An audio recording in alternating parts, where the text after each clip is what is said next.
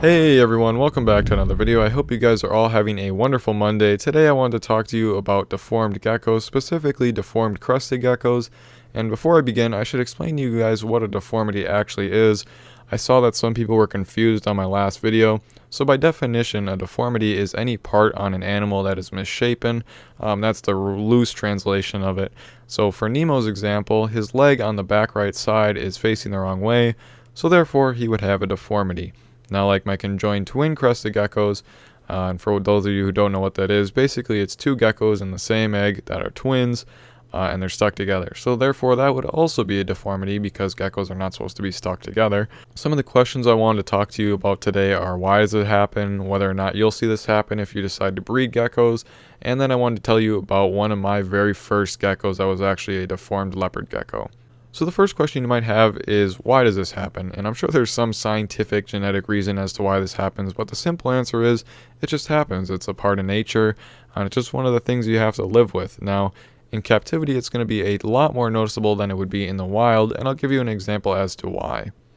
So let's say, for example, you have a really deformed gecko that has a really bad leg, right, and it can barely move. In the wild, this gecko is probably going to perish for one of two reasons. One, because some big predator is going to come along and eat it because it can't get away, or it'll simply starve to death because it cannot go and find food. Now, if we take the same gecko that has this really bad leg and can barely move, and we put it in captivity, it is most likely going to survive. One, because all these enclosures are, smaller than obviously the wild is, so it can find food easily and shelter, and on top of that, it doesn't have any predators to get away from.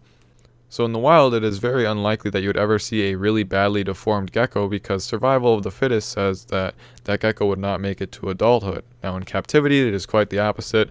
Obviously, if you decide to take care of it, it'll most likely survive. So therefore, you could most likely see an adult deformed crested gecko in captivity. Now I've mentioned in previous videos that I've seen other deformed crested geckos and gargoyle geckos and such, which is very true. Especially within the last 2 to 3 weeks, I've seen at least 5 posts in some of the Facebook groups that I'm in about deformed geckos, specifically gargoyle, leopard, and crested geckos. Now when I say that it's fairly common, I don't mean like every 10 out of 100 are going to be deformed. It's more like 1 out of 100 or 1 out of 1,000, but for the most part it still does happen, and the reason you might not hear about it is, for one thing, there's not that many people making gecko videos on the internet, like I happen to do every week, but there's also just not that many people that are probably going to share that. I'm sure most big breeders have experienced deformed geckos. In fact, I'm fairly certain. Now, the rate at which it happens can vary greatly. And, for someone like me who's been breeding just as a hobby kind of, only like 10 or so babies this year I've had so far, and 2 of them have been deformed. That's a pretty bad ratio. But there's some people that have bred thousands and never have had a problem. So what I would say is if you're thinking about breeding geckos, expect it. It may or may not happen, but you'll most likely see one at some point or another. And now the last thing I wanted to talk to you about today is whether or not these guys make good pets.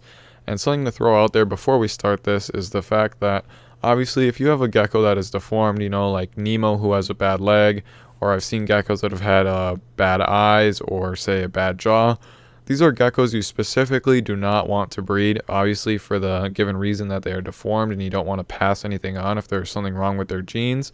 Which also leads me into my other point that if you say have a pair of geckos that is producing a lot of deformed babies, I'm talking like, 2 out of 10, 3 out of 10 or more, you're obviously not going to want to keep breeding that pair. You're not going to want to breed those babies together, obviously, or anything like that, because you don't want to keep passing deformities on or potentially genes that can produce deformities along. So it's best to keep an eye if you're having a ton of deformed babies from a single pair. Now for the final part of this video, I want to talk about Kinky, one of my favorite leopard geckos of all time, and actually one of my very first leopard geckos. Now this happened all back in probably about 2013 or 2014. So I was 13 or 14 at the time in 2013 or 14, which is a mouthful to all say, but these are my first leopard geckos, and I had actually gotten this gecko that was deformed for free. And at the time, this was the first time I ever had bought it online. I had bought it from GeckO Reptiles, which is a pretty well-known leopard gecko breeder. And he had this deformed gecko that was free because it had a very bad back, as you can see by the pictures here.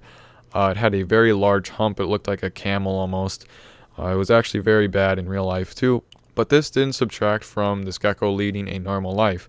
He never had problems shedding, he could eat fine and all this.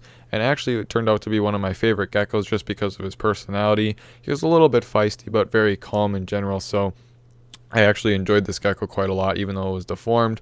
But like I said earlier, you would never want to breed such a gecko, but as a pet, they make great pets. Obviously, if they're not super deformed, and my personal opinion on whether or not you should keep geckos that are really, really deformed is that it'd be better to cull them. And when I'm talking like really deformed, when I was doing research for this video, I came across a crested gecko that's bottom jaw was almost fully like curved under its head, where its mouth was like very open and exposed and it could barely eat. Like that's a gecko that I would cull, but like Nemo, who can walk around and crawl fine, I don't really see a problem to cull him or why I would cull him if he can live a normal life.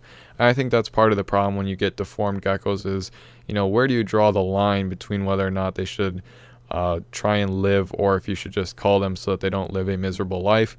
But this is all just my opinion, obviously. You don't have to do what I say.